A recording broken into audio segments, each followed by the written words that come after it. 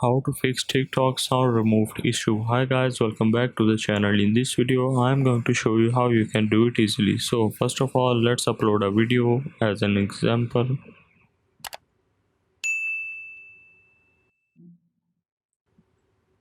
Let's select some video you want to upload.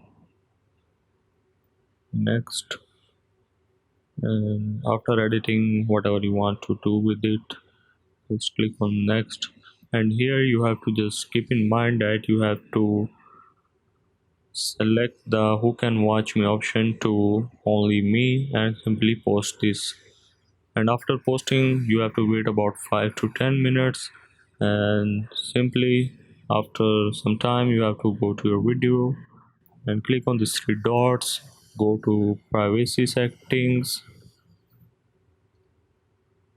and here you have to just who can watch this video to public, and you are good to go. So this is how you can fix TikTok sound removed issue.